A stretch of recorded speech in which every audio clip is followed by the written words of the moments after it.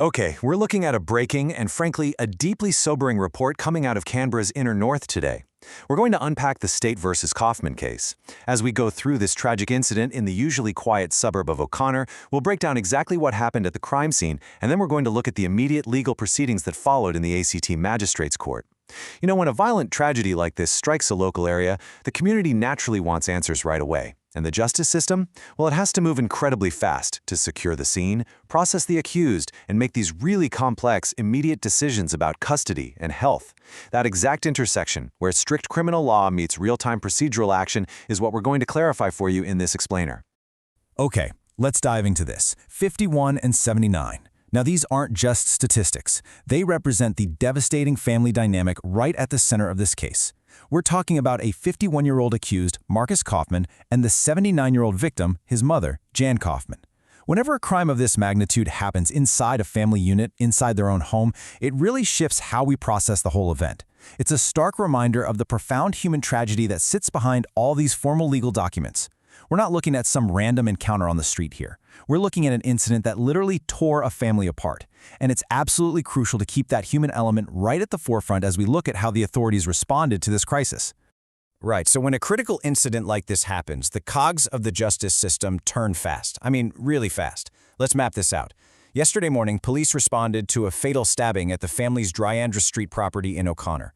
The response was immediate. By that night, the 51-year-old suspect had been arrested at the home and was held overnight in police custody. And then, literally just this morning, he made his first brief appearance in the ACT Magistrates Court.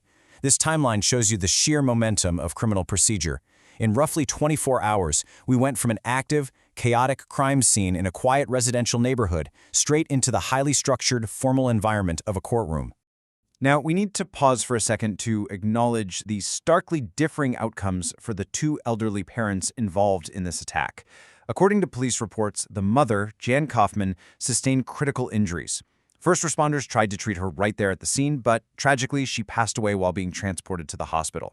Her husband, who was also injured in the attack, was transported to the hospital as well, and based on the latest updates, he's currently in a stable condition. Honestly, it's hard to overstate the severe impact this is going to have on the surviving family. You have a father who is now recovering from his own physical trauma, all while facing the unimaginable loss of his wife and the heavy reality that his own son is the accused. Shifting gears from the crime scene to the courtroom, this morning's ACT Magistrates Court appearance really established the foundational legal parameters of the case. First off, Marcus Kaufman was formally charged with the murder of his mother. Second, as is pretty standard in these initial hearings, the appearance was incredibly brief. It was purely administrative, just designed to formally read the charges and establish custody. And crucially, no application was made for bail. Actually, in severe charges like murder, getting bail is extraordinarily difficult, so it's often not even attempted at the very first hearing.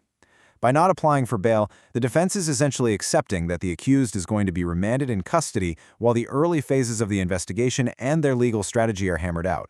But here is where the legal proceedings take a highly specific and, frankly, a really complex turn. Now, you might be wondering about this. Why was a hospital-based mental health assessment denied? During that brief court appearance, the defense actually asked for the accused to be sent to a hospital for a mental health assessment. I think a lot of times the public just assumes that if there's any question of psychological instability in a violent crime, the suspect is immediately routed to a medical facility. But the court said no, so why? This sets up a really interesting deep dive into the complex mechanics of psychiatric care within the justice system. How exactly does a judge decide whether a suspect goes to a secure psychiatric ward or straight to a holding cell in a jail? Well, the answer lies in Magistrate James Lawton's legal reasoning. He stated that, and I quote, "treatment could be carried out while the accused remained in custody in jail." What the magistrate is communicating here is a fundamental principle of modern correctional facilities.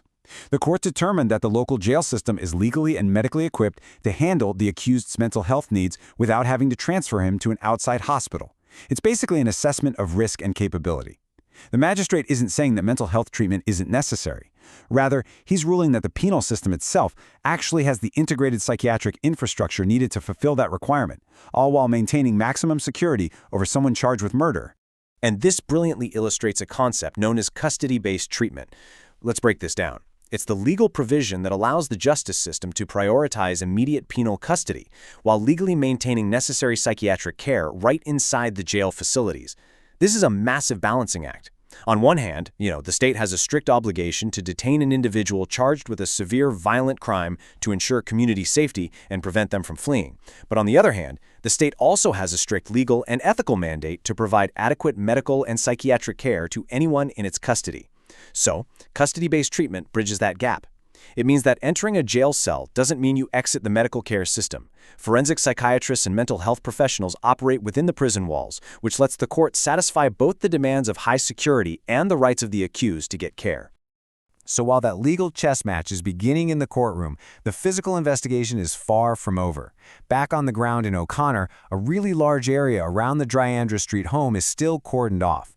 Forensic officers have been highly active at the scene, meticulously combing through the property. And most critically, police told the media that there is an active search of the property and the surrounding area for a weapon. In any stabbing case, recovering the murder weapon is a massive priority. It provides forensic ties, DNA evidence, and physical corroboration. And you can imagine how this is playing out for the locals in O'Connor. Seeing all these physical barriers and police tape is deeply unsettling. The reactions from neighbors really reflect this sudden jar and concern about safety in what is usually a very quiet, close-knit area. It just highlights how an incident like this completely shatters a local sense of security while the police are working to build an airtight case. Okay, so we've covered the tragic loss of Jan Kaufman, the incredibly rapid mobilization of the police, and those firm initial rulings from the ACT Magistrates Court. But as we wrap up this explainer, I want to leave you with a pivotal question to think about.